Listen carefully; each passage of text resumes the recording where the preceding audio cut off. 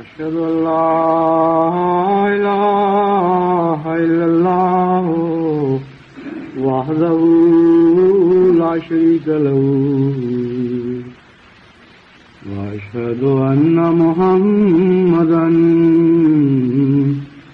عبده ورسوله أما بعد فأعوذ بالله من الشيطان الرجيم بسم الله الرحمن الرحيم الحمد لله رب العالمين الرحمن الرحيم مالك يوم الدين إياك نعبد وإياك نستعين اهدنا الصراط المستقيم صراط الذين أنعمت عليهم غير المغضوب عليهم ولا الضالين وأنذر الناس يوم يأتيهم العذاب ويقول الذين ظلموا ربنا أخرنا إلى أجل قريب نجب دعوتك ونتبع الرسل أولم تكونوا أقسمتم من قبل ما لكم من زوال وسكنتم في مساكن الذين ظلموا أنفسهم وتبين لكم كيف فعلنا بهم وضربنا لكم الأمثال وقد مكروا مكرهم وعند الله مكرهم وإن كان مكرهم لتزول منه الجبال فلا تحسبن الله مخلف وعده رسله إن الله عزيز ذو انتقام يوم تبدل الأرض غير الأرض والسماوات وبرزوا لله الواحد القهار وترى المجرمين يومئذ مقرنين في الأصفاد سرابيلهم من قطران وتغشى وجوههم النار ليجزي الله كل نفس ما كسبت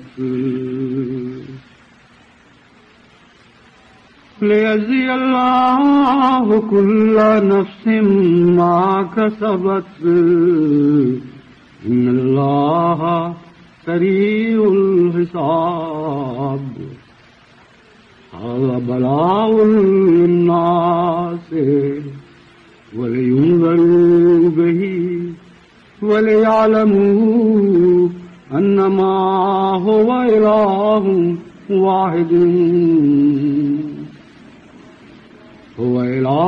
واحد وليذكر أولو الألباب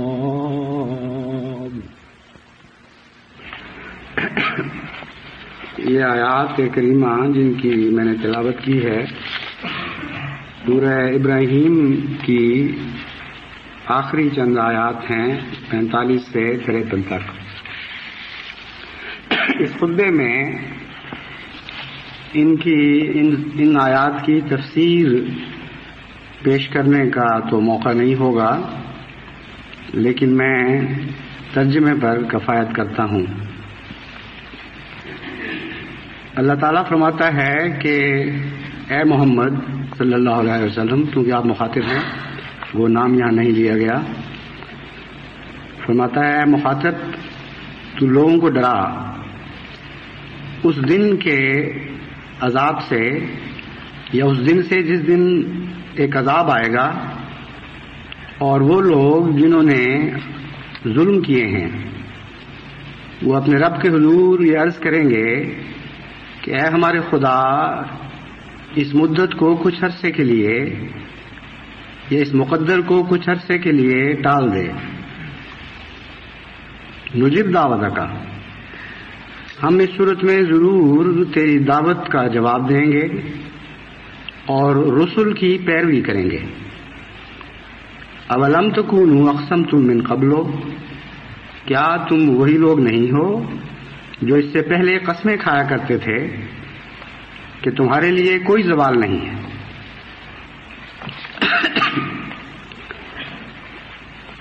یہاں نتب رسل کے الفاظ خاص طور پر قابل ذکر ہیں، اگرچہ تفسیر کا تو وقت نہیں، لیکن اس آیت کا کہ ان الفاظ کا ایک گہرا تعلق ایک دوسری پیشگوئی سے ہے، جس کے متعلق قرآن کریم فرماتا ہے وَإِذَا الرُّسُلُ أُقِّتَتْ، ایک وقت آنے والا ہے جب کہ رسولوں کو وقت مقررہ پر لایا جائے گا۔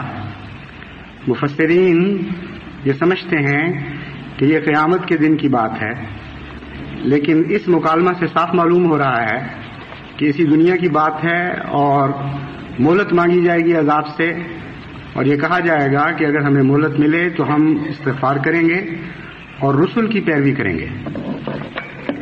اسی ضمن میں حضرت مسیح موعود علیہ الصلوۃ والسلام کا یہ الہام بھی یاد رکھنا چاہیے کہ اللہ تعالیٰ نے آپ کو مخاطب کر کے ان الفاظ میں آپ کا ذکر فرمایا، جری اللہ فی حلل الانبیاء، اللہ کا پہلوان رسولوں کے لبادے میں، خدا کے انبیاء کے لبادہ میں۔ پھر خدا فرماتا ہے وَسَكَنْتُمْ فِي مَسَاكِنِ الَّذِينَ ظَلَمُوا، تم انہی لوگوں کے مساکن میں رہتے ہو یا رہتے رہے ہو جنہوں نے اپنی جان پر ظلم کیا تھا، اور تم پر خوب کھل چکا تھا کہ ہم نے ان کے ساتھ کیسا سلوک کیا، اور ہم نے تمہارے سامنے بہت سی مثالیں کھول کھول کر پیش کی، مگر افسوس وقد مکروا مکرہم، ان لوگوں نے اپنے مکر کو انتہا تک پہنچا دیا۔ وَعِندَ اللَّهِ مَكْرُهُمْ، لیکن اللہ کے علم میں ہے ان کے مکر کی ہر کیفیت، اور ان کے ہر مکر کا جواب بھی خدا کے پاس ہے، خواہ ان کے نزدیک ان کے مکر ایسے ہوں کہ جو پہاڑوں کو بھی ٹال دیں اپنی جگہوں سے۔ فَلَا تَحْسَبَنَّ اللَّهَ مُخْلِفَ وَعْدِهِ رُسُلَهُ، تو ہرگز یہ گمان مت کر کہ اللہ اپنے رسولوں کے ساتھ جو وعدے کیا کرتا ہے ان کو ٹال دیتا ہے اور وعدہ خلافی سے کام لیتا ہے۔ یقیناً اللہ تعالیٰ بہت غالب اور انتقام لینے والا ہے۔ یوم تبدل الارض غیر الارض، جس دن زمین ایک اور زمین میں تبدیل کر دی جائے گی اور آسمان بھی۔ وبرزوا للہ الواحد القہار، وہ خدائے واحد و قہار کے حضور نکل کھڑے ہوں گے۔ اس وقت تو دیکھے گا مجرمین کو کہ وہ زنجیروں میں بندھے ہوئے ہوں گے۔ یوم تبدل الارض کے جو الفاظ ہیں کہ زمین تبدیل کر دی جائے گی، انہی الفاظ میں حضرت اقدس مسیح موعود علیہ الصلوۃ والسلام کو الہام بھی ہوا، اور وہ ایک الہام جو زیادہ ایک بڑے زیادہ الفاظ پر مشتمل ہے، اس کا ایک حصہ ہے۔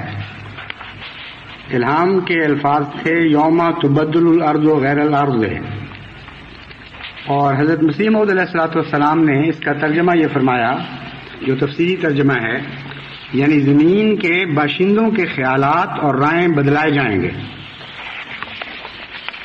وَتَرَى الْمُجْرِمِينَ يَوْمَئِذٍ مُقَرَّنِينَ فِي الْأَصْفَادِ سَرَابِيلُهُم مِّن قِطْرَانٍ، ان کے کرتے، ان کی قمیصیں تارکول کے بنے ہوئے ہوں گے، اور ان کے چہروں پر تو سیاہی کو چڑھتا ہوا دیکھے گا، تاکہ خدا تعالی ہر جان کو اس کے مطابق جزا دے جو اس نے کمایا، اور اللہ تعالیٰ بہت جلد حساب لینے والا ہے۔ یہ ایک پیغام ہے لوگوں کے لیے تاکہ وہ ڈرائے جائیں اس کے ذریعے، اور تاکہ وہ جان لیں کہ اللہ الہ واحد ہے، اور تاکہ وہ جو عقل رکھتے ہیں وہ ان باتوں سے نصیحت پکڑیں۔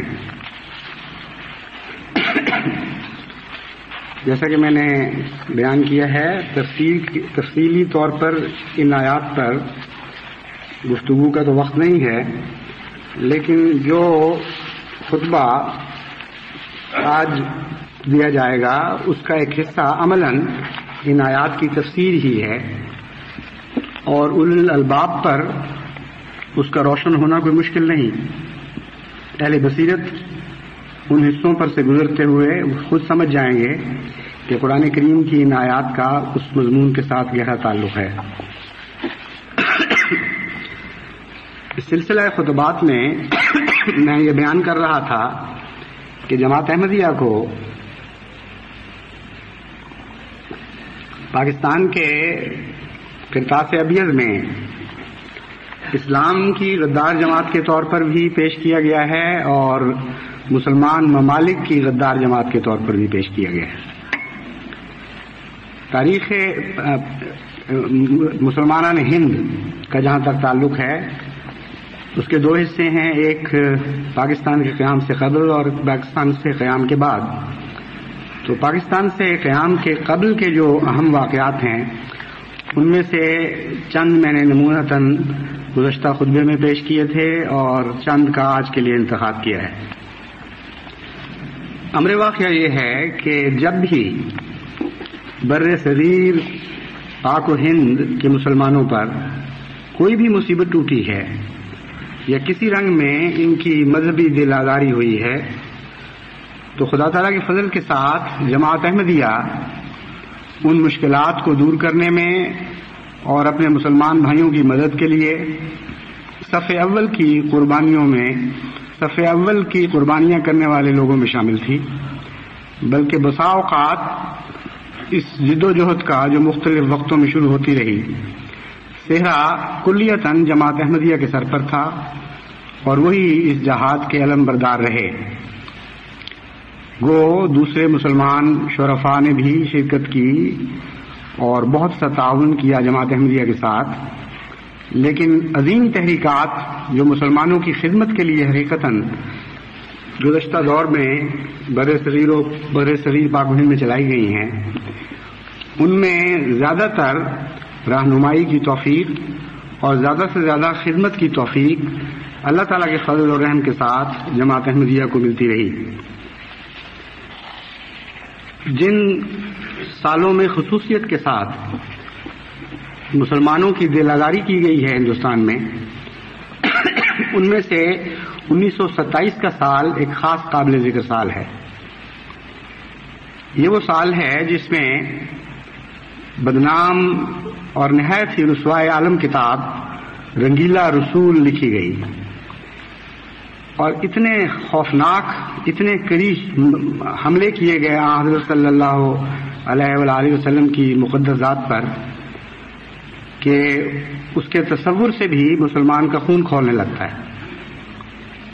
اور ابھی یہ صدمہ کم نہیں ہوا تھا، اور اس کے مصنف کے خلاف، راجپال کے خلاف ایک مہم جاری تھی کہ ایک اور آریہ رسالے ورتمان میں ایک ہندو عورت نے حضرت صلی اللہ علیہ وآلہ وسلم کے متعلق ایک ایسا ناپاک مضمون لکھا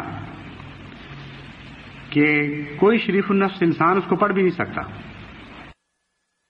تو مسلمان کوئی دوسرا بھی اس کو پڑھے تو حیران ہو یہ ایک ایسی سیاہکار عورت ہے جس کے قلم سے ایسے خبیثانہ کلمات ایک مذہب کے بانی کے متعلق نکل رہے ہیں.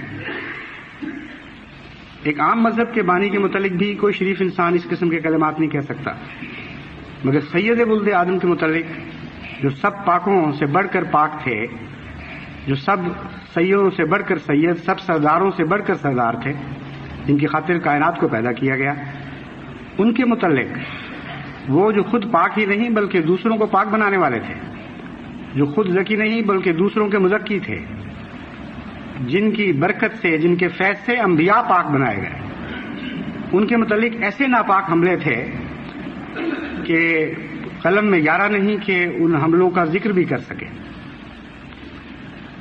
ایسے موقع پر جو تحریک اٹھی ہے ان مخالفانہ حملوں کے خلاف اور جو عظیم الشان جد و جہد مسلمانوں کو اس سلسلے میں کرنی پڑی، سوال یہ ہے کہ اس کا صحرا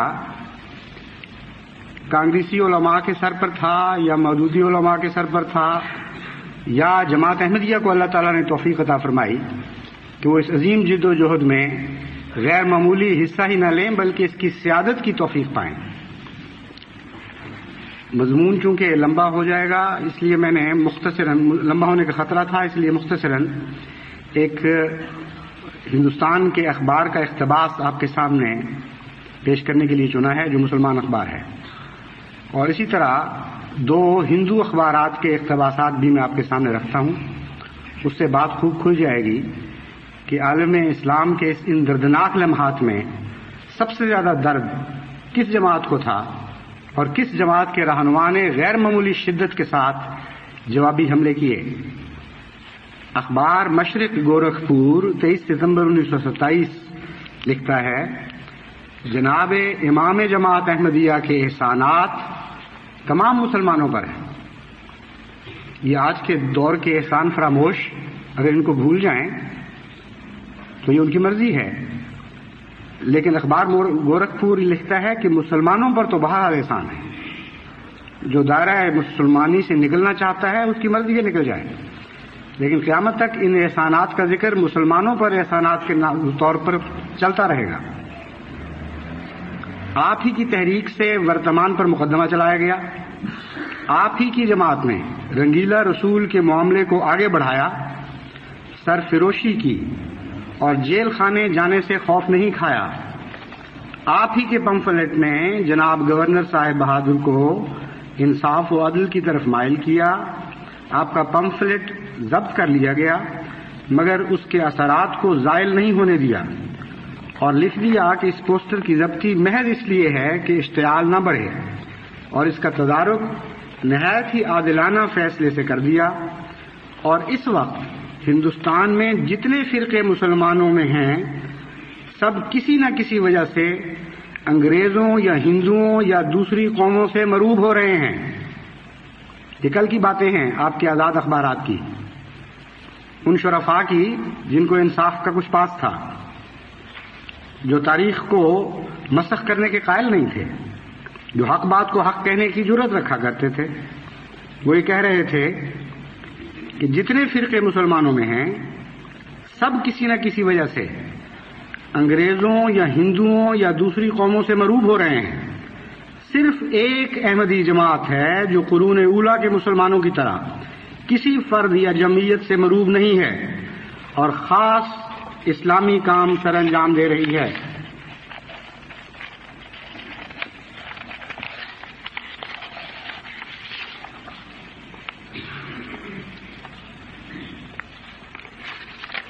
یہ تو مسلمان اخبار لکھ رہے تھے، اور ہندو اخبارات کے نزدیک اس دور میں سب سے زیادہ شدید جوابی حملہ کرنے والے بھی احمدی تھے، یعنی جن کے ساتھ مقابلہ تھا. اب ان کی آواز سنیے. اور وہ اس سے استفادہ کر کے وہی کام کر رہے تھے جو احرار آج کر رہے ہیں، اور مسلمانوں کو ہندوؤں سے، مسلمانوں کو احمدی مسلمانوں سے لڑانے کے لیے وہ بھرپور کوشش کر رہے تھے اور بار بار ان کو یہ بتا رہے تھے کہ یہ غیر مسلم ہیں احمدی، یعنی احرار کا کام اس وقت یہ آریہ سماجیوں نے سنبھالا ہوا تھا، اور کہہ رہے تھے بے وقوفو غیر مسلم ہیں، ان کے پیچھے کیوں لگتے ہو، ان کے پیچھے لگ کر اپنے رسول کی غیرت کیوں دکھا رہے ہو،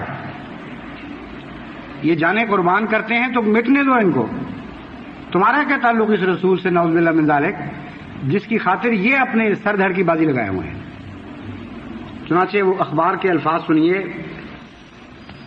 مرزائیوں یا احمدیوں اور دوسرے مسلمانوں میں اس قدر اختلاف رائے ہے کہ مرزائی مسلمانوں کو اور مسلمان مرزائیوں کو کافر قرار دیتے ہیں۔ ابھی کل کا ذکر ہے کہ ایک مسلمان نے مولوی کفایت اللہ صدر جمعیت علماء دہلی سے مرزائیوں کے متعلق فتویٰ طلب کیا تھا۔ آپ نے جو فتویٰ دیا وہ جمعیت علماء کے آرگن الجمعیت دہلی کے کالموں میں شائع ہوا ہے۔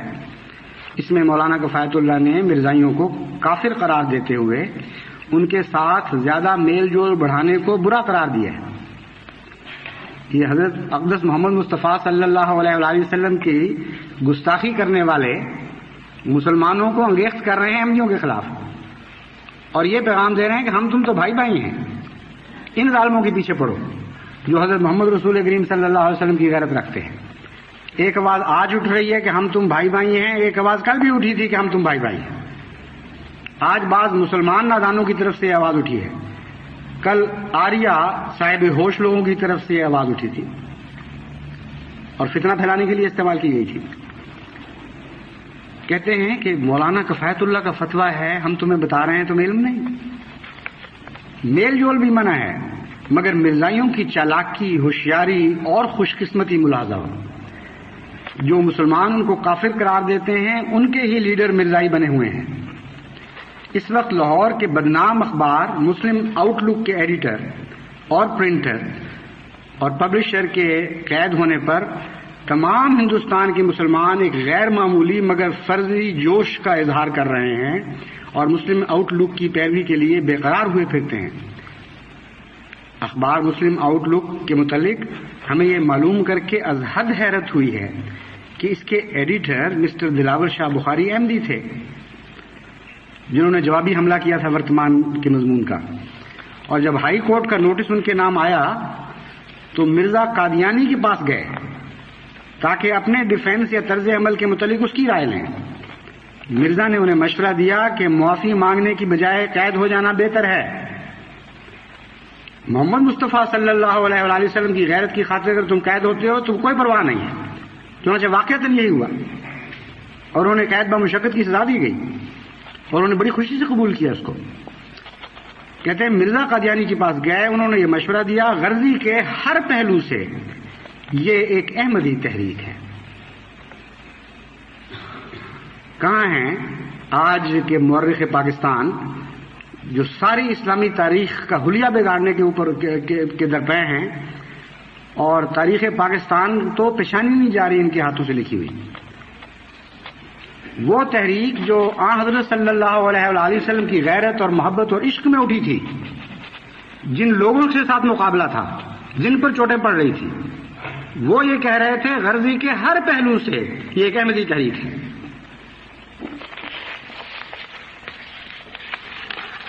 اسی طرح پرتاپ نے بھی اور دوسرے اخباروں نے بھی اس مضمون پر قلم اٹھائے اور کھلم کھلا تسلیم کیا کہ اصل شدت کا جوابی حملہ جس سے ہمیں خطرہ ہے، جس سے ہمیں نقصان پہنچ رہا ہے، وہ جماعت احمدیہ کی طرف سے ہے۔ دوسرا اہم موقع جو مسلمان ہند کے لیے ایک نہایت ہی تکلیف دہ اور دردناک موقع تھا، اور ان کی سیاسی جمعیت کے خلاف، ان کی ہندوستان میں سیاسی بقا کے خلاف ایک بہت بڑا خطرہ درپیش تھا۔ اس کا آغاز کشمیر سے ہوا، جبکہ کشمیر کے ڈوگرے مہاراجا نے مسلمانوں کے حقوق تلف کرنے شروع کیے اور ایک مثال قائم کی کہ جہاں بھی ہندو اکثریت ہے وہاں مسلمانوں کو ان کے تمام حقوق سے محروم کر دیا جائے۔ اس موقع پر مسلمانوں میں ایک شدید بے چینی کی لہر پھیل گئی اور ہندوستان کے شمال سے جنوب تک اہل فکر و نظر نے یہ سوچنا شروع کیا کہ اس کا کوئی علاج ہونا چاہیے۔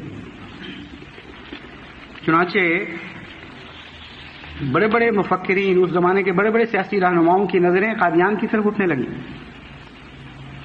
اور خطوط کے ذریعے اور پیغام پر بھجوا کر انہوں نے حضرت خلیفۃ المسیح ثانی رضی اللہ تعالیٰ عنہ کو توجہ دلائی کہ آپ ہی ہیں، اگر اس کام کو سنبھالیں گے تو وہ چل سکے گا، ورنہ آپ کے بغیر یہ کشتی کنارے لگتی نظر نہیں آتی۔ اور ان لوگوں میں ایک وہ بھی تھے جن کو آج جماعت احمدیہ کی مخالفت کرنے والے مسلمان لیڈروں کے سر فہرست پیش کیا جا رہا ہے، یعنی علامہ ڈاکٹر سر محمد اقبال۔ انہوں نے 1930 میں یعنی 5 ستمبر 1930 کو حضرت خلیفۃ المسیح ثانی کے پرائیویٹ سیکرٹری شیخ یوسف علی صاحب کے نام ایک خط لکھا۔ چونکہ اخباری حوالے زیادہ تر جماعت احمدیہ کے اخباروں میں چھپے تھے اس سے متعلق، اس لیے عموماً غیر احمدی علماء عام مسلمانوں کو یہ بتاتے ہیں کہ یہ جھوٹے حوالے ہیں، ان کے اخبارات کے حوالے ہیں۔ اس لیے میں نے ان حوالوں کی بجائے سر علامہ اقبال کا یہ خط چنا ہے آپ کے سامنے پیش کرنے کے لیے۔ ان کے ہاتھ کا لکھا ہوا اپنے قلم سے اور ان کے دستخط موجود ہیں۔ وہ شیخ یوسف علی صاحب کو لکھتے ہیں،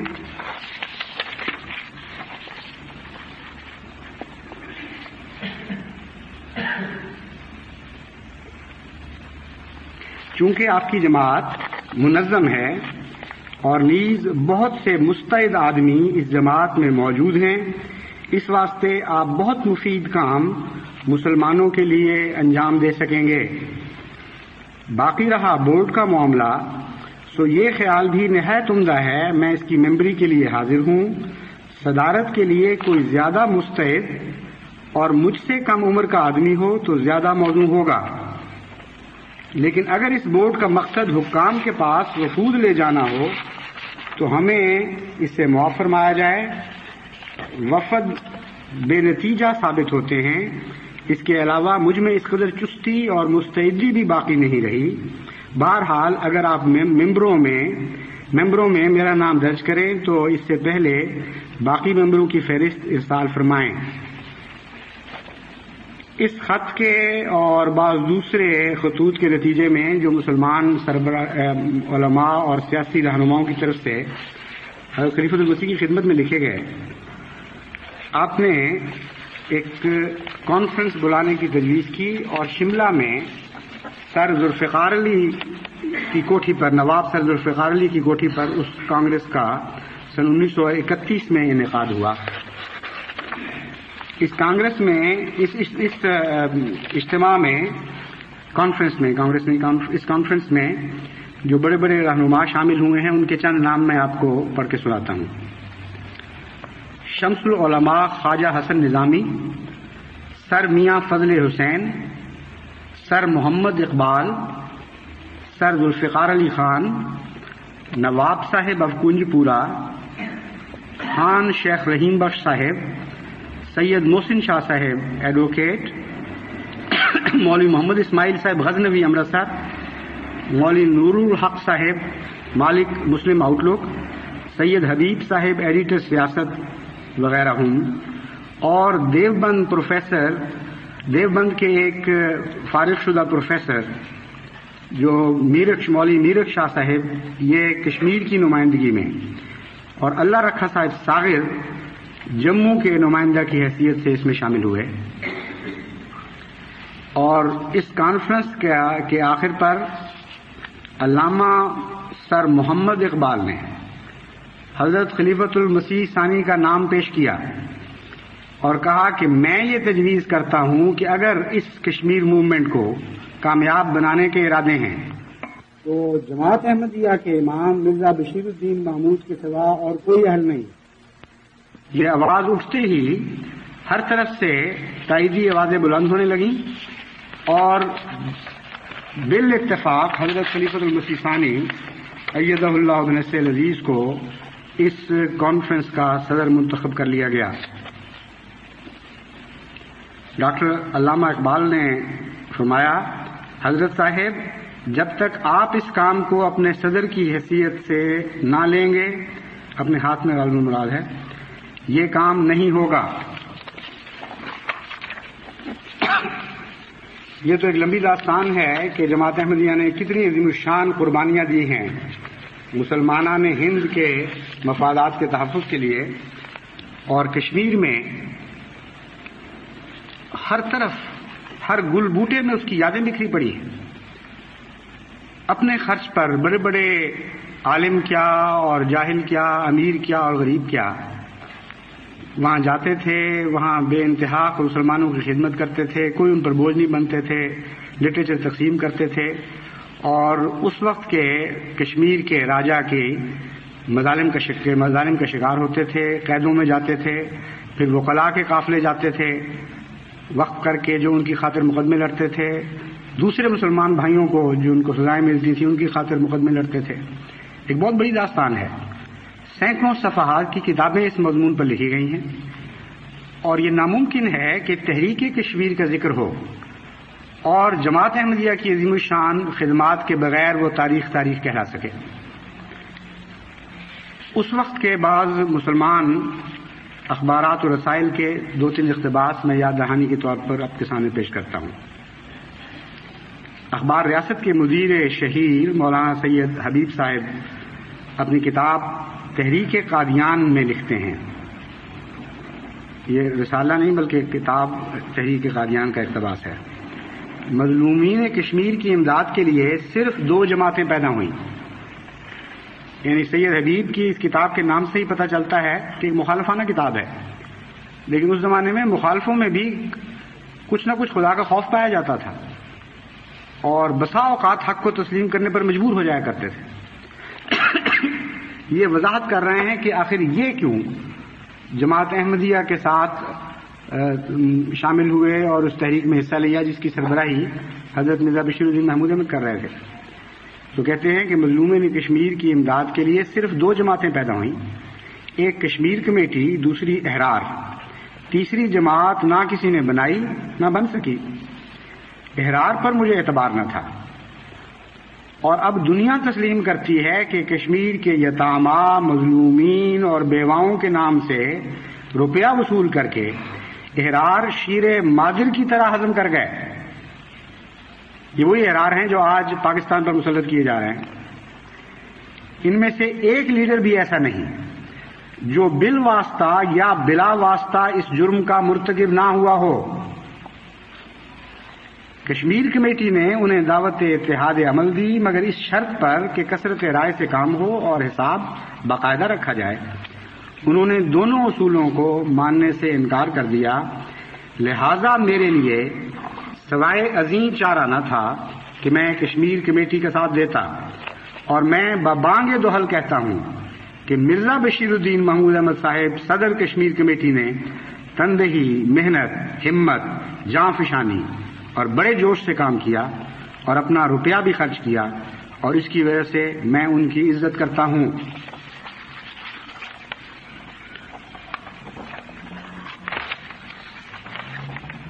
پھر مدیر انقلاب عبد المجید سالک لکھتے ہیں سرگزشت میں، جب احرار نے احمدیوں کے خلاف بلا ضرورت ہنگامہ آرائی شروع کر دی اور کشمیر کی تحریک میں متخالف عناصر کی ہم مقصدی و ہمکاری کی وجہ سے جو قوت پیدا ہوئی تھی اس میں رکھنے پڑ گئے، تو مرزا بشیر الدین محمود احمد صاحب نے کشمیر کمیٹی کی صدارت سے استعفیٰ دے دیا اور ڈاکٹر اقبال اس کے صدر مقرر ہوئے۔ کمیٹی کے بعض ممبروں اور کارکنوں نے احمدیوں کی مخالفت محض اس لیے شروع کر دی کہ وہ احمدی ہیں۔ یہ صورتحال مقاصد کشمیر کے اعتبار سے سخت نقصان دہ تھی۔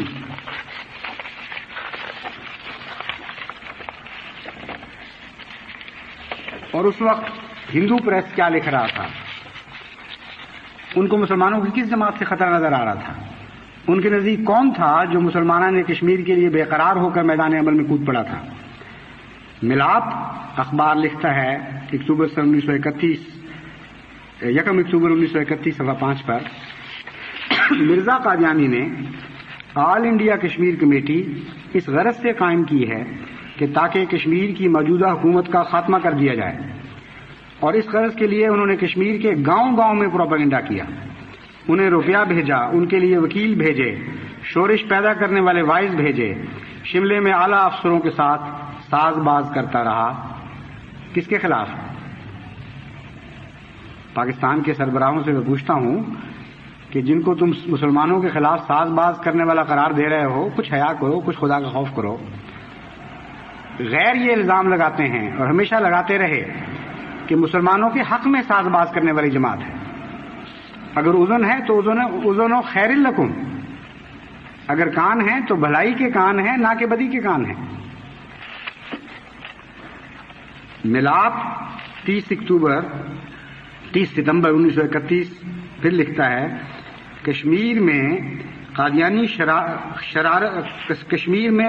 شرارت کی آگ لگائی، یعنی حضرت خلیفۃ المسیح ثانی کا ذکر کر کے، کشمیر میں قادیانی شرارت کی آگ لگائی، وائز گاؤں گاؤں گھومنے لگے، چھوٹے چھوٹے ٹریکٹ چھپوائے گئے، اردو میں بھی اور کشمیری زبان میں بھی، اور انہیں ہزاروں کی تعداد میں چھپوا کر مفت تقسیم کیا گیا، مزید برآں روپیہ بھی بانٹا گیا۔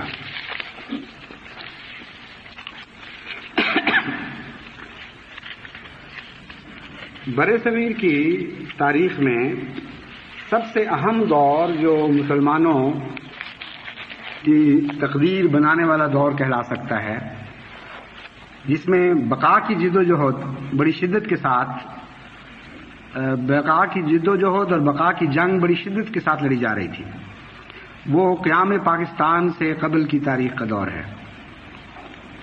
اس وقت مسلمان زندگی اور موت کی کشمکش میں مبتلا تھے۔ اس وقت ان کو ایک پناہ گاہ چاہیے تھی جہاں مخالفانہ طاقتوں کے استبداد سے محفوظ رہ سکیں، جہاں نہ ان کے دین کو کوئی خطرہ ہو، نہ ان کی سیاست کو خطرہ ہو، نہ ان کی معیشت کو خطرہ ہو، نہ ان کے تمدن کو خطرہ ہو۔ اس پناہ گاہ کی تلاش میں مختلف وقتوں میں مختلف مسلمان اہل فکر نے کچھ تصورات باندھے، کچھ خوابیں دیکھیں، کچھ نقشے تعمیر کیے،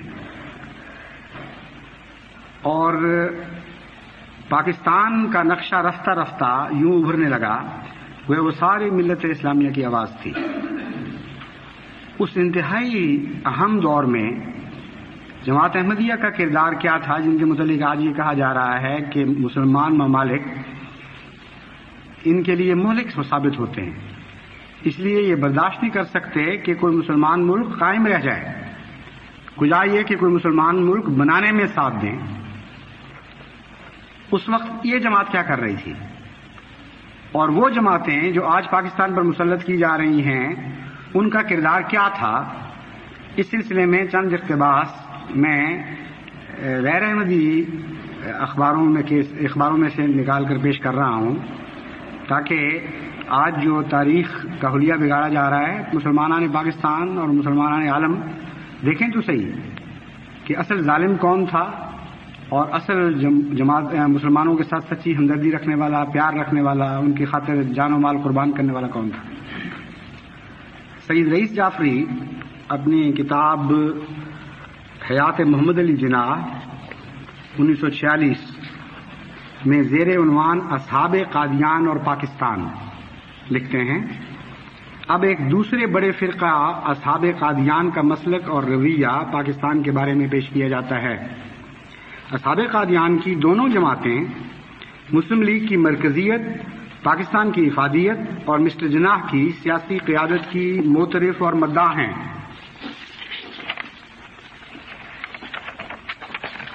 اس زمانے میں اس جدوجہد کے دوران جو غیر معمولی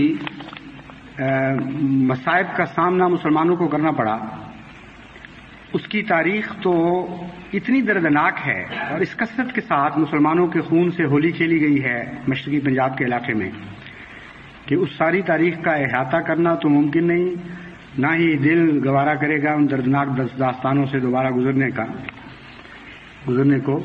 لیکن اس وقت دیکھنا یہ ہے کہ مسلمان فرقوں میں سے احرار اور جماعت اسلامی کا کردار کیا تھا اور جماعت احمدیہ کا کردار کیا تھا۔ جب عملاً جہاد کا وقت آیا ہے وہ وقت ایسا نہیں تھا جو صرف تبلیغی جہاد کا ہو، وہ وقت ایسا تھا جبکہ بدنی جہاد کا وقت تھا، تلوار کے جہاد کا وقت بھی آ چکا تھا، مسلمانوں کی عورتوں کی عزت اور حرمت کے ساتھ ایک ظلم کی ہولی کھیلی جا رہی تھی، اور بچوں کو اچھال کر نیزوں میں پرویا جا رہا تھا۔ اتنے دردناک مناظر ہیں وہ لوٹے ہوئے قافلوں کے اور ان کے ساتھ جو مظالم کیے گئے کہ زبان یارہ نہیں کرتی کہ ان کا ذکر تفصیل سے کر سکے۔ بہرحال سب مسلمانوں کو عموماً اس تاریخ سے واقفیت ہے۔ میں صرف یہ بتانا چاہتا ہوں کہ جب عملی جہاد کا وقت آیا تو کون تھا جو مسلمانوں کی خاطر جہاد کی صف میں سب سے اول لڑ رہا تھا؟ اخبار احسان جو ایک احراری اخبار ہے، یعنی احراری اخبار تھا جو بند ہو چکا ہے، 25 ستمبر 1947 عیسوی میں لکھتا ہے، قادیان کے نوجوان ملٹری کے جبر و تشدد کے باوجود خوف زدہ نہیں ہیں، وہ صرف اس بات کے خواہش مند ہیں کہ عورتوں، بچوں اور بوڑھوں کو یہاں سے نکال دیا جائے۔ وہ خوب جانتے ہیں کہ اب وہ آہستہ آہستہ موت کے گھیرے میں آتے جاتے ہیں، اور نہرو کی حکومت جو کہتی تھی کہ کسی مسلمان کو مشرقی پنجاب سے نکلنے پر مجبور نہیں کیا جائے گا، وہ قادیان کے مسلمانوں کو وہاں سے زبردستی نکلوانے پر اور انہیں تباہ کرنے پر تلی ہوئی ہے۔ یہ ہیں، آج کہا جا رہا ہے کہ ہندوستان کے ایجنٹ ہیں۔ یہ محکمہ حفاظت قادیان کے ماتحت کام کرنے والے نوجوان بعض اوقات 24 گھنٹے کی ڈیوٹی ادا کرتے اور رات دن پہرا دیتے ہیں۔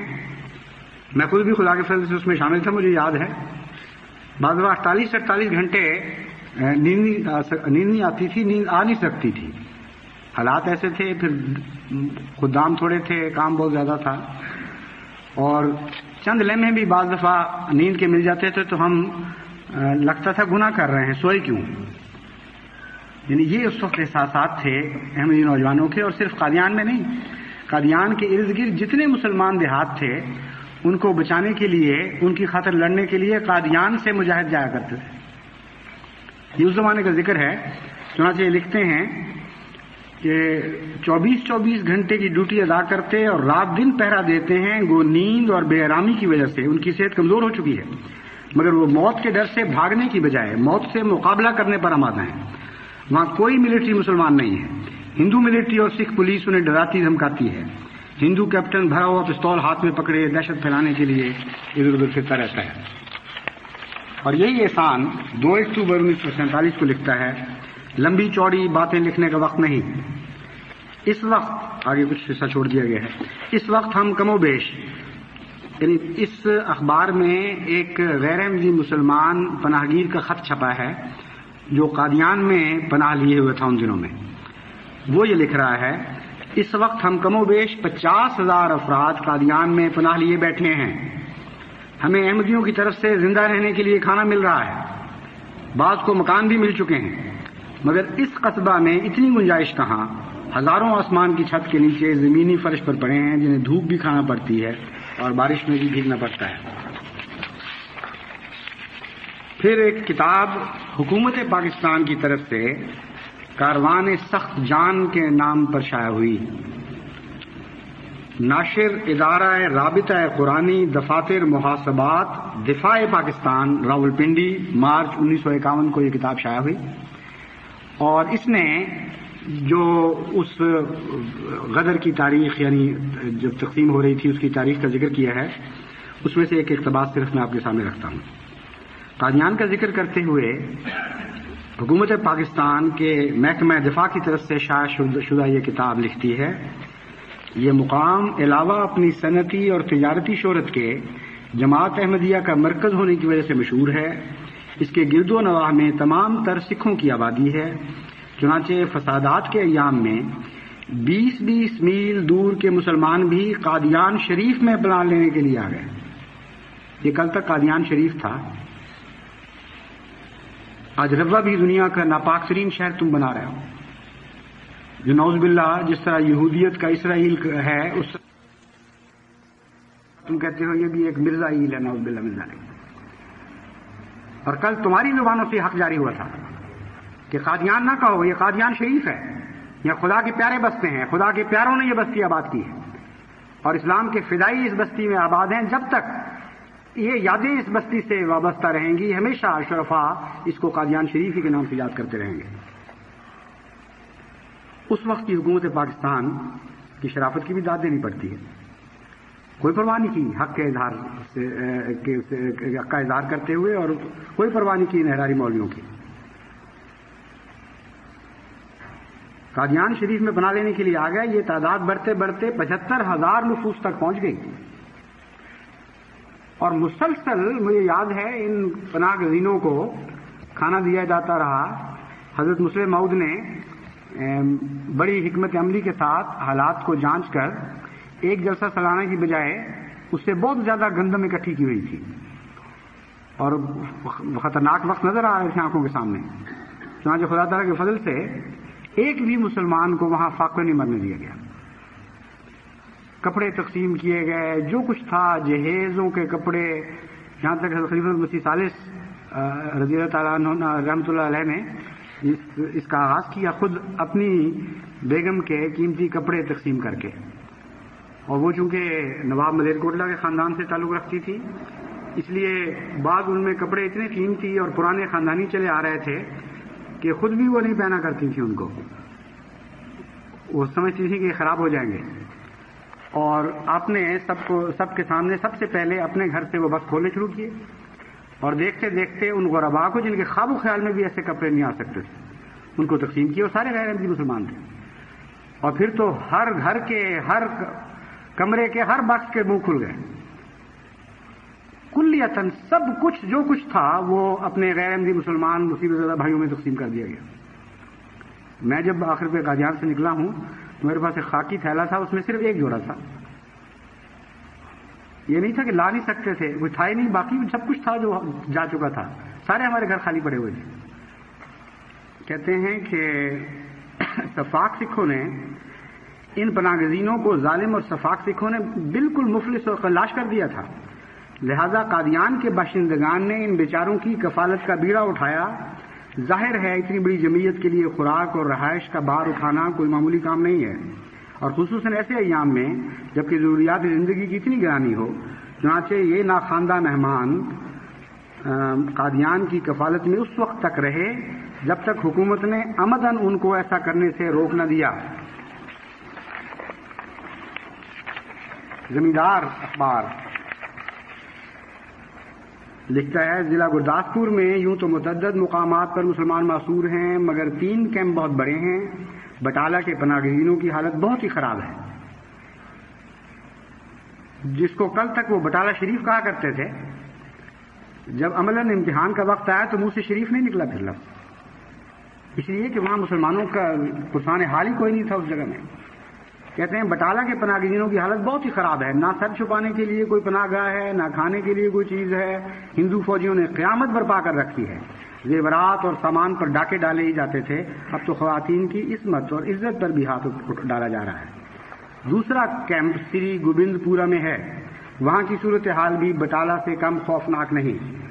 تیسرا کیمپ قادیان میں ہے، اس میں شک نہیں مرزائیوں نے مسلمانوں کی خدمت قابل شکریہ طریقے پر کی. زمیندار پھر لکھتا ہے، اس وقت ہزاروں پناہ گزین احمدیوں کے گھروں سے روٹیاں کھا رہے ہیں. قادیان کے مسلمانوں نے حکومت سے راشن کے لیے درخواست نہیں دی، اور حکومت جس کا نام ایک تھانے دار اور چند سکھ سپاہی ہے، قادیان سے غلہ غصب کر کے وہاں کے باشندوں اور پناہ گزینوں کو بھوکا مارنا چاہتی ہے. کیا دنیا میں کسی قوم پر اس سے بڑھ کر بھی ظلم و ستم کیا جا سکتا ہے؟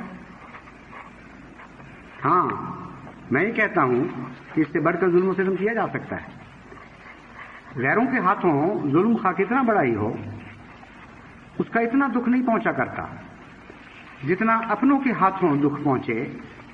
جب وہ ہاتھ جن سے توقع ہو کہ وہ حفاظت کریں گے، وہ زبانیں جن سے یہ امیدیں وابستہ ہوں کہ وہ تائید میں چلیں گی، وہ ہاتھ مخالف اٹھنے لگیں اور وہ زبانیں چرکے لگانے لگیں اور اپنوں کی مخالفت کرنے لگیں. میں زمیندار کے اس کالم نویس کو کہتا ہوں کہ ہاں، وہ دکھ اس سے بہت زیادہ ہوا کرتا ہے، اور وہ دکھ تم لوگوں سے پہنچا ہے. مجلس احرار سے مسلمانوں کو وہ دکھ پہنچا ہے، اور جماعت مبینہ جماعت اسلامی سے وہ دکھ مسلمانوں کو پہنچا ہے، اور کوئی دکھ ہندو یا سکھ کے ہاتھ سے پہنچا ہوا اتنا شدید نہیں ہے جتنا یہ دکھ شدید ہے۔ اگر آپ بھول چکے ہوں تو آپ کی یاد دہانی کے لیے میں چند حوالے غیر احمدی مسلمان لکھنے والوں کے آپ کے سامنے پیش کرتا ہوں۔ جماعت اسلامی کے متعلق وہ لکھتے ہیں، یعنی ایک کتاب ہے مسلمان، میں یہ حوالہ مولانا مودودی کا ہی پیش کر رہا ہوں، بعد میں دوسروں کے حوالے ان کے متعلق پیش کروں گا۔ وہ وقت جو تحریک قیام پاکستان کا نہایت ہی اہم دور تھا، جبکہ مسلمان زندگی اور موت کی جدوجہد میں مبتلا تھے اور جماعت احمدیہ اس وقت قربانیوں میں حصہ لے رہی تھی، وہ جو پاکستان تعمیر ہو رہا تھا اس کے متعلق مولانا مودودی کا تصور کیا تھا اور ان کے فتوے کیا تھے۔ وہ مسلمان اور موجودہ سیاسی کشمکش حصہ سوم صفحہ 125 پر لکھتے ہیں، اگر میں اس بات پر خوش ہوں کہ یہاں رام داس کی بجائے عبداللہ خدائی کے منصب پر بیٹھے گا تو یہ اسلام نہیں ہے بلکہ نرا نیشنلزم ہے، اور یہ مسلم نیشنلزم بھی خدا کی شریعت میں اتنا ہی ملعون ہے جتنا ہندوستانی نیشنلزم۔ بہانے دیکھیں کیسے کیسے تراشے جا رہے ہیں کہ مسلمانوں کو کانگریس کا غلام بنا دیا جائے، اور کانگریسی نیشنلزم کی تائید میں تو سارے مسلمان زور لگا لیں، لیکن مسلم نیشنلزم بڑا ملعون ہے، اس کے قریب تک نہیں جانا چاہیے۔ پھر فرماتے ہیں ہندو سے ہمارا کوئی قومی جھگڑا نہیں، کہتے ہیں نہ ہندوؤں سے ہمارا کوئی قومی جھگڑا ہے، نہ انگریزوں سے وطنیت کی بنیاد پر ہماری لڑائی ہے۔ احمدیوں کے خلاف جہاد کے فتوے دینے والوں کے اپنے فتوے یہ ہیں۔ نہ ان ریاستوں سے ہمارا کوئی رشتہ ہے جہاں نام نہاد مسلمان خدا بنے بیٹھے ہیں، جب تک ان ریاستوں میں تیل نہیں نکلا تھا اس وقت تک کوئی رشتہ نہیں تھا۔ اب تیل کا رشتہ جو نکلا اب یہ بیچارے کیا کریں؟ یہ تو ویسے ہی واقعہ ہے جس طرح حضرت خلیفۃ المسیح اول رضی اللہ تعالیٰ عنہ فرمایا کرتے تھے کہ ایک دفعہ ایک ملا نے ایک نکاح پر نکاح پڑھا دیا۔ حضرت خلیفۃ المسیح اول کے دل میں اس کی بڑی عزت تھی کیونکہ وہ نیک مشہور تھا۔ آپ نے کہا میں مان نہیں سکتا یہ ہو گیا ہو۔ لوگوں نے کہا حضور آپ بلوا کے دیکھ لیں، ہو گیا ہے۔ تو آپ نے بلایا، آپ نے پوچھا مولانا آپ نے ایک ایسی بات کی، مجھے شرم آتی ہے پوچھتے ہوئے بھی، ہو نہیں سکتا آپ نے کیا ہو مگر لوگ کہتے ہیں۔ تو مولانا نے عرض کیا کہ بات تو سن لیں، میری بات تو سن لیں، آپ ہی مجھے متہم کر رہے ہیں، پہلے میری بات تو سن لیں۔ آپ نے فرمایا ہاں بتاؤ کیا بات ہے؟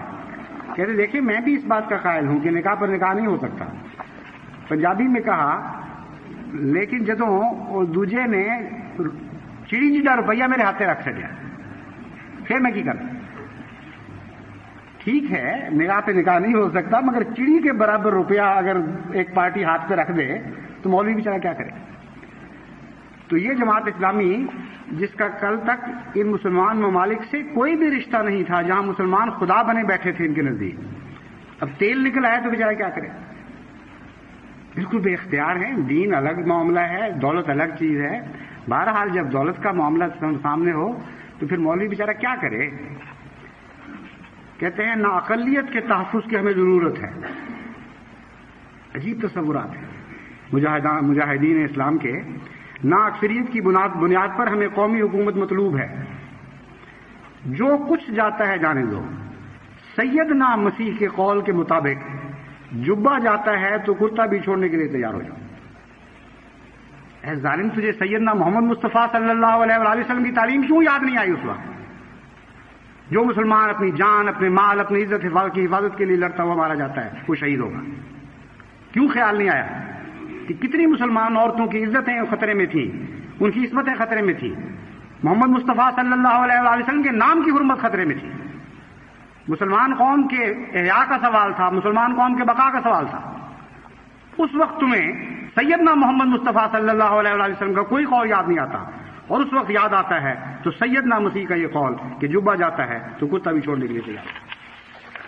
آج ہم پر باتیں کرتے ہو کہ یہ جہاد کے خلاف۔ پھر فرماتے ہیں مسلمان اور موجودہ سیاسی کشمکش حصہ سوم صفحہ 175 176۔ جو لوگ یہ گمان کرتے ہیں کہ اگر مسلم اکثریت کے علاقے ہندو اکثریت کے تسلط سے آزاد ہو جائیں اور یہاں جمہوری نظام قائم ہو جائے تو اس طرح حکومت الہی قائم ہو جائے گی، ان کا گمان غلط ہے۔ دراصل اس کے نتیجے میں جو کچھ حاصل ہوگا وہ صرف مسلمانوں کی کافرانہ حکومت ہوگی۔ یہ آج جو حکومت ہے جس کی تائید میں یہ کہتے ہیں کہ فرمان الہی جاری ہو رہا ہے، کل تک کہہ رہے تھے کہ جو کچھ بھی حاصل ہوگا مسلمانوں کی کافرانہ حکومت ہوگی۔ اس کا نام حکومت الہی رکھنا اس پاک نام کو ذلیل کرنا ہے۔ یہ تو سچ کہا۔ حمید نظامی صاحب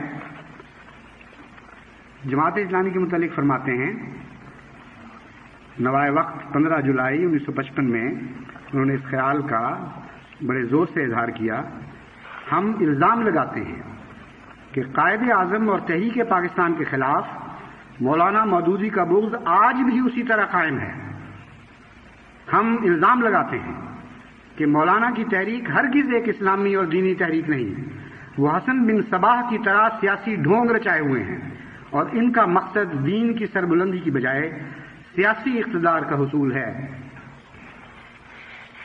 جو کچھ مولانا کی تحریروں سے ثابت ہے اس کے بعد اس الزام کو رد کرنے کی گنجائش تو کوئی نظر نہیں آتی، لیکن صرف اسی پر انحصار نہیں۔ جب ان معاملات پر غور کے لیے کہ کون پاکستان کا سجن اور کون پاکستان کا دشمن ہے، کون سگا ہے اور کون سوتیلا ہے، حکومت پاکستان نے 1953 کی اینٹی احمدیہ تحریک پر ایک عدالت قائم کی، تو اس عدالت کے جو منصفین تھے ان میں جسٹس منیر کا نام مشہور ہے، ساری دنیا میں ایک بہت اعلیٰ پائے کے قانون دان کے طور پر وہ معروف ہیں، اور ایک جسٹس کیانی، یہ دونوں تھے، ممبر تھے۔ انہوں نے جماعت اسلامی کے متعلق اپنی رپورٹ 261 میں فرمایا، جماعت اسلامی مسلم لیگ کے تصور پاکستان کی علل اعلان مخالف تھی، اور جب سے پاکستان قائم ہوا ہے جس کو نا پاکستان کہہ کر یاد کیا جاتا ہے، یہ جماعت موجودہ نظام حکومت اور اس کے چلانے والوں کی مخالفت کر رہی ہے۔ ہمارے سامنے جماعت کی جو تحریریں پیش کی گئی ہیں ان میں سے ایک بھی نہیں جس سے مطالبہ پاکستان کی حمایت کا بعید سا بھی اشارہ موجود ہو۔ آج کل بھی اخباروں میں یہ شائع کیا جا رہا ہے، اس سے پہلے بھی جماعت اسلامی اپنی بات تحریریں پیش کیا کرتی تھی کہ دراصل ہم خلاف نہیں تھے پاکستان کے قیام کے۔ وہ ساری تحریریں جب عدالت میں ان کی طرف سے پیش ہوئیں تو ان کا ذکر ہے کہ ان میں سے ایک بھی نہیں جس سے مطالبہ پاکستان کی حمایت کا بعید سا اشارہ بھی موجود ہو۔ اس کے برعکس یہ تحریریں جن میں کئی مفروضے بھی شامل ہیں تمام اس شکل کی مخالف ہیں جس میں پاکستان وجود میں آیا اور جس میں اب تک موجود ہے۔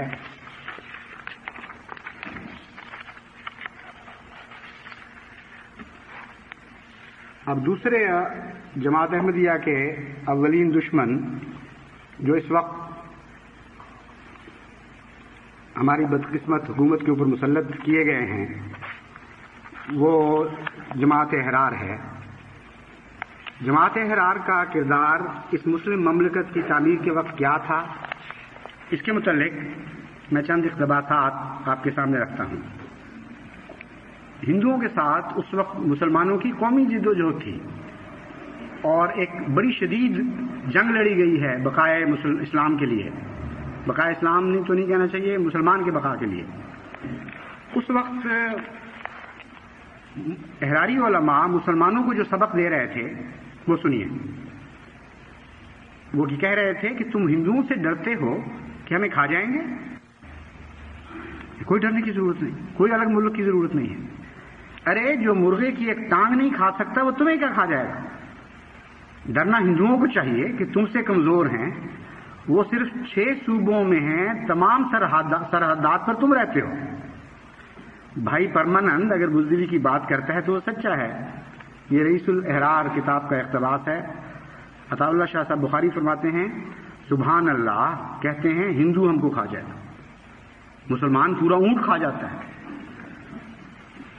پوری بھینس کھا جاتا ہے، اس کو ہندو کیسے کھا سکتا ہے؟ چڑیا بھی نہیں کھا سکتا۔ یہ ہے ان کا جہاد۔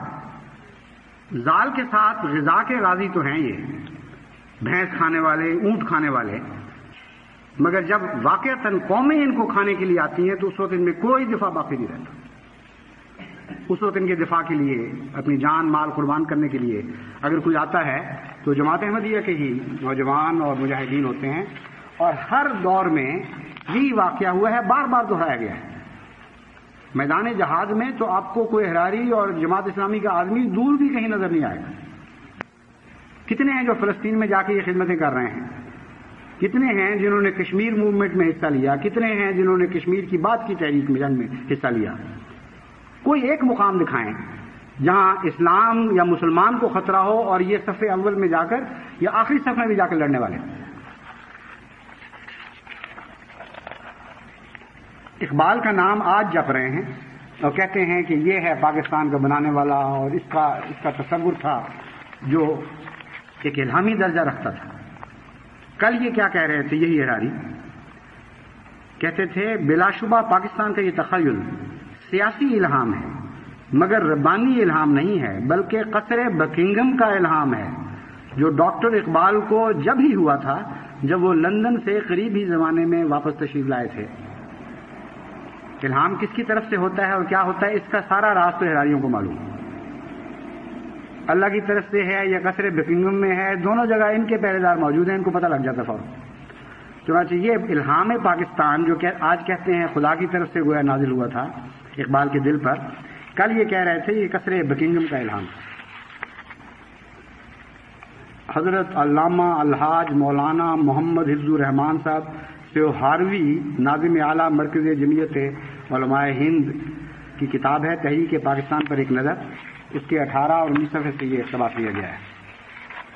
چمنستان میں مولانا ظفر علی خان صاحب لکھتے ہیں، ایک احراری لیڈر مولوی حبیب الرحمان صاحب کا ذکر کرتے ہوئے، بہت مشہور و معروف لیڈر ہیں، صدر تھے اس زمانے میں مجلس احرار کے۔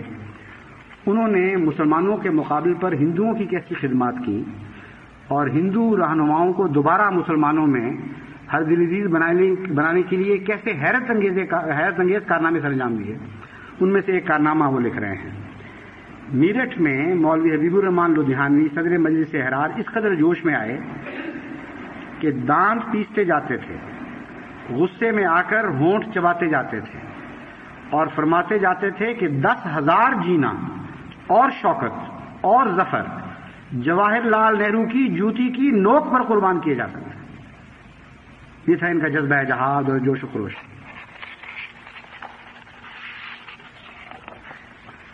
پھر یہی مولانا حبیب الرحمان صاحب جب عمل کے میدان میں کودے تو کیا نظارے چشم فلک نے اس وقت دیکھے، یہ بھی دیکھنے والے ہیں۔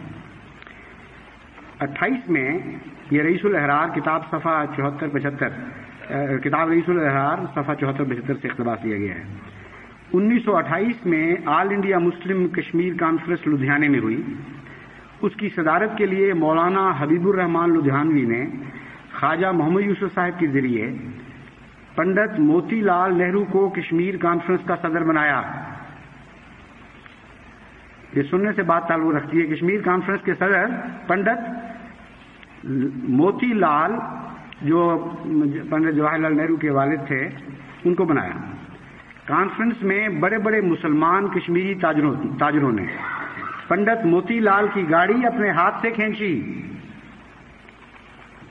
1,00,000 ہندو اور مسلمان نے اس کانفرنس میں شرکت کی۔ یہ وہ وقت تھا جبکہ نہرو رپورٹ کی وجہ سے پنجاب میں پنڈت موتی لال نہرو کی ہندوؤں، سکھوں اور مسلمانوں میں سخت مخالفت ہو رہی تھی، لیکن رئیس الاحرار مولانا حبیب الرحمان لدھیانوی کی اس تدبیر سیاست نے ہوا کا رخ پلٹ دیا۔ کیسے کیسے عظیم شان مجاہدین اسلام احرار نے پیش کیے ہیں اس زمانے میں۔ مشرقی بنگال میں کیا ہو رہا تھا اس کی بھی یہی داستان ہے۔ رسالہ طلوع اسلام کراچی 26 مارچ 1955 کو اگر آپ پڑھ کے دیکھیں تو حیرت ہوگی کہ اس وقت یہ لوگ وہاں کیا کر رہے تھے۔ 1946 کا الیکشن کا اعلان ہو گیا جو پاکستان کے نام پر لڑا جا رہا تھا۔ الیکشن کے سلسلے میں کلکتہ اور بھارت کے دوسرے مقامات کے بہت سے مسلم لیگی لیڈروں نے مشرقی بنگال کا دورہ کیا اور لوگوں پر پاکستان کی اہمیت واضح کرنی شروع کر دی۔ مسلم لیگی لیڈروں کا اثر اور عوام کو پاکستان کی حمایت پر آمادہ دیکھ کر ہندوؤں نے اپنے اجیر مولویوں کو مسلم لیگی لیڈروں کا زور توڑنے کے لیے بھیجا روح جعفر کے ان تازہ پیکروں نے اپنی تقریروں میں مسلم لیگی لیڈروں پر کفر کے فتوے لگائے، پاکستان کی تحریک کو انگریزوں کا خود کاشتہ پودا بتایا اور ہر ممکن کوشش کی کہ یہ تحریک مقبول عام نہ ہونے پائے۔ اب میں جسٹس منیر اور جسٹس کیانی کی رپورٹ میں سے ایک دو اقتباسات احرار کے متعلق پڑھ کے سناتا ہوں، جس سے آپ کو اندازہ ہوگا کہ انہوں نے بھی جماعت اسلامی کی طرح کوئی توبہ نہیں کی، پاکستان کے تصور کو نہ پہلے قبول کیا تھا نہ بعد میں قبول کیا، اور اسی طرح لوگوں کو دھوکہ اور فریب دیتے رہے اور اسلام کا مقدس نام اپنے ناپاک ارادوں کی تکمیل کے لیے استعمال کرتے رہے۔ چنانچہ جسٹس منیر کیانی رپورٹ صفحہ 150 میں درج ہے، احرار کے ماضی سے ظاہر ہے کہ وہ تقسیم سے پیشتر کانگریس اور ان دوسری جماعتوں سے مل کر کام کرتے تھے جو قائد اعظم کی جد و جہد کے خلاف سفارہ ہو رہی تھی۔ اس جماعت نے یعنی 1953 کے آخر پر یا 1954 کے شروع میں کا جو واقعات ہیں وہ اس میں درج ہیں، کہتے ہیں اس جماعت نے اب تک پاکستان کے قیام کو دل سے گوارا نہیں کیا، اور ان کا مقصد کیا ہے؟ یہ انکوائری رپورٹ لکھتی ہے ان لوگوں کا مقصد یہ ہے کہ مسلمانوں کے درمیان اختلافات پیدا کریں اور پاکستان کے استحکام کے متعلق عوام کے اعتماد کو نقصان پہنچائیں۔ اس شورش کا یہ مقصد بالکل واضح ہے کہ مذہب کا لبادہ اوڑھ کر فرقہ وارانہ اختلاف کی آگ کو بھڑکایا جائے اور مسلمانوں کے اتحاد کو تباہ کر دیا جائے۔ پھر اسی رپورٹ کے صفحہ 278 پر احرار کا ذکر ان الفاظ میں ہوتا ہے کہ احرار کے رویے کے متعلق ہم نرم الفاظ استعمال کرنے سے قاصر ہیں۔ ان کا طرز عمل بطور خاص مکروہ اور قابل نفرین تھا، اس لیے کہ انہوں نے ایک دنیاوی مقصد کے لیے ایک مذہبی مسئلے کو استعمال کر کے اس مسئلے کی توہین کی۔ پھر اسی رپورٹ کے صفحہ 275 پر احراری لیڈر مولوی محمد علی جلندری کا ذکر کرتے ہوئے لکھتے ہیں، مولوی محمد علی جلندری نے 15 فروری 1953 کو لاہور میں تقریر کرتے ہوئے اعتراف کیا کہ احرار پاکستان کے مخالف تھے۔ اس مقرر نے تقسیم سے پہلے اور تقسیم کے بعد بھی پاکستان کے لیے پلیدستان کا لفظ استعمال کیا، اور سید عطا اللہ شاہ بخاری نے اپنی تقریر میں کہا پاکستان ایک بازاری عورت ہے جس کو احرار نے مجبوراً قبول کیا ہے۔ یہ ہیں مجاہدین اسلام کے کارنامے، لیکن ان کارناموں کی کہانی ابھی ختم نہیں ہوئی۔ ان کی جد و جہد اب ایک نہایت نازک دور میں داخل ہو چکی ہے۔ پاکستان کے خلاف انہوں نے ہر حربہ استعمال کیا، مختلف وقتوں میں، کبھی جماعت احمدیہ کو بہانہ بنا کر، کبھی اور بہانے تلاش کر کے پاکستان کو نیست و نابود کرنے کی جو کوشش یہ کر سکتے تھے کر چکے ہیں، اور ہر بار اللہ تعالیٰ کے فضل نے پاکستان کو بچایا اور ان کو ذلتناک شکست ہوئی اور اپنے ارادوں میں یہ ناکام اور نامراد رہے۔ لیکن اب یہ تحریک ایک انتہائی خطرناک دور میں داخل ہو رہی ہے، ہو چکی ہے۔ ان بدقسمتوں نے آخر یہ فیصلہ کیا ہے کہ پاکستان کی جان تو کلمہ توحید لا الہ الا اللہ میں ہے۔ اس کلمہ توحید کی طاقت سے پاکستان بنایا گیا تھا، اور اس کلمہ توحید کو مٹانے ہی سے یہ پاکستان ملے گا۔ یہ بات ان کی درست ہے، لیکن اقدام نہایت ہی ناپاک اور ذلیل اور رسوا کن ہے۔ لیکن معلوم یہی ہوتا ہے کہ یہ ایک منصوبے کے تحت اب فیصلہ کر چکے ہیں کہ اس ملک کو مٹانے کے لیے اگر کلمہ توحید کو بھی نیست و نابود کرنا پڑے تو ہم اس کو کر کے چھوڑیں گے۔ چنانچہ ایک عام تحریک اس غرض سے چلائی گئی ہے پاکستان میں، اور ملک کی انتہائی بدقسمتی ہے کہ وہ لوگ جو ملک کی حفاظت کے لیے مامور تھے، جن کے سپرد یہ کام تھا کہ پاکستان اور پاکستان کی روح کو جس طرح سے بھی خطرہ ہوگا اس کے مقابل پر وہ لڑیں گے اور اس کے دفاع کے لیے اپنا سب کچھ قربان کرنے کے لیے تیار ہو جائیں گے، انہیں کو اعلی کار بنا کر کلمہ توحید پر حملہ کیا جا رہا ہے، یعنی پاکستان کی جان پر حملہ کیا جا رہا ہے۔ اور اس سلسلے میں جو مختلف واقعات ہمارے سامنے ظاہر ہو رہے ہیں ان سے معلوم ہوتا ہے کہ حضرت اقدس مسیح موعود علیہ الصلوۃ والسلام کا یہ الہام پورا ہونے کا دور آ گیا ہے اور زمین میں بسنے والوں کی رائیں تبدیل ہونے لگی ہیں اور خیالات تبدیل ہو رہے ہیں۔ چنانچہ کلمہ مٹانے کی تحریک کے سلسلے میں بکثرت ایسے خطوط ایسی اطلاعات موصول ہو رہی ہیں کہ حکومت پاکستان کے افسران نے جب پولیس والوں کو حکم دیا کہ کلمہ مٹائیں، وہ مسجدوں میں پہنچے تو احمدیہ گریہ وزاری کے نتیجے میں ان کے دل کانپ گئے اور بعضوں نے بالکل صاف انکار کر دیا۔ ایک موقع پر ایک مجسٹریٹ نے اپنے ساتھ آئی ہوئی پولیس فورس کو ان کی طرف دیکھا اور کہا کہ اس طرح تو یہ سفید کپڑوں میں تو کسی کو مٹانے نہیں دیں گے، یہ تو سر دھر کی بازی لگائے بیٹھے ہیں۔ حکومت اگر مٹائے گی تو یہ کہتے ہیں ہم بات پوچھ نہیں کریں گے، پھر اللہ جانے اور حکومت جانے۔ جب وہ اتنی بات کہہ رہا تھا تو ایس ایچ او نے کہا کہ جناب یہ باتیں تو بعد میں طے ہوں گی، پہلے یہ بتائیں کہ مٹائے گا کون؟ انہوں نے کہا لازماً تم مٹاؤ گے، تمہیں اس لیے ساتھ لایا ہوں۔ اس نے کہا یہ میری بیٹی ہے، یہ میرا سٹار ہے، جہاں مرضی لے جائیں، مگر خدا کی قسم میں کلمہ نہیں مٹاؤں گا، نہ میری فورس کا کوئی آدمی کلمہ مٹائے گا۔ اس لیے جب تک یہ فیصلہ پہلے نہ کر لیں کہ کلمہ مٹائے گا کون، اس وقت تک یہ باتیں ساری فضول ہیں کہ کس طرح مٹایا جائے۔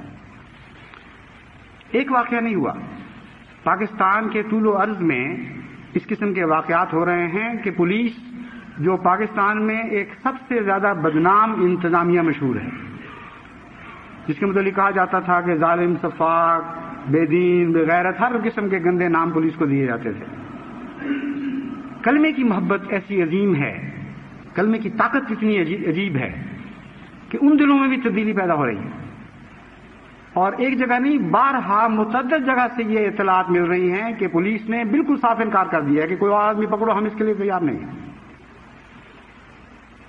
اسی طرح بعض میجسٹریٹس کے متعلق اطلاعیں مل رہی ہیں کہ بڑے ہی مغموم حال میں سر جھکائے ہوئے آئے اور معذرتیں کی اور عرض کیا کہ ہم تو مجبور ہیں، ہم تو حکومت کے کرندے ہیں، تم ہمیں کلمہ مٹانے دو، نہ تم کلمہ مٹا دو ہماری خاطر۔ انہوں نے کہا ہم تو دنیا میں کسی طاقت کی خاطر بھی کلمہ مٹانے کے لیے تیار نہیں،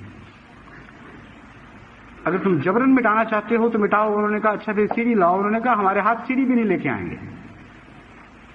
انہوں نے کسی سے سیڑھی منگوائی اور ایک آدمی کلمہ مٹانے کے لیے اوپر چڑھایا۔ اس وقت اتنی دردناک چیخیں بلند ہوئی احمدیہ مسجد سے کہ لگتا تھا ان کا سب کچھ برباد ہو چکا ہے، کوئی بھی زندہ نہیں رہا ان کا عزیز۔ اس وقت اچانک انہوں نے دیکھا کہ روتے روتے اس مجسٹریٹ کی اپنی ہچکیاں بند گئیں اور ابھی ایک ہتھوڑی پڑی تھی کلمے کے اوپر، تو اس نے آواز دی کہ واپس آ جاؤ، ہم یہ کلمہ نہیں مٹائیں گے، حکومت جو چاہتی ہے ہم سے کر لے، ہم اس کے لیے تیار نہیں ہیں۔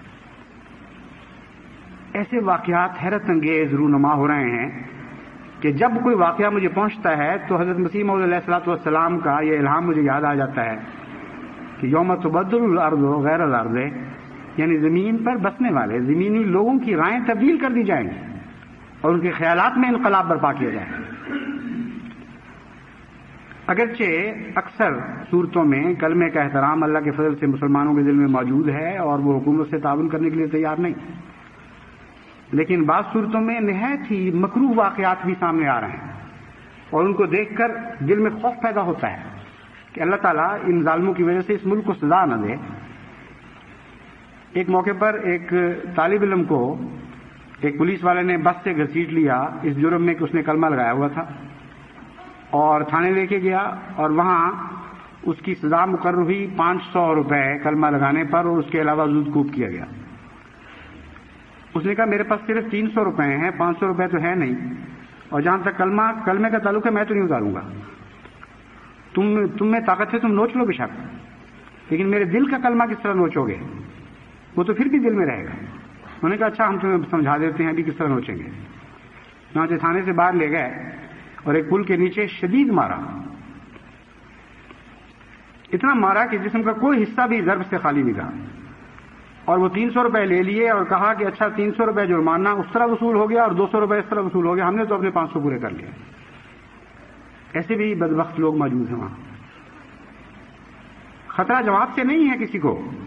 جماعت احمدیہ تو پاکستان کے لیے جانیں نشاور کرنے والی جماعت ہے، یعنی پاکستان کی احمدی میری مراد ہے. ہر ملک کی جماعت اپنے ملک کی وفادار ہے. خطرہ ہے تو ان بدبختوں سے ہے جو کلمے کی توہین کرنے والے ہیں اور کلمہ بیچ کر کھا جانے والے ہیں.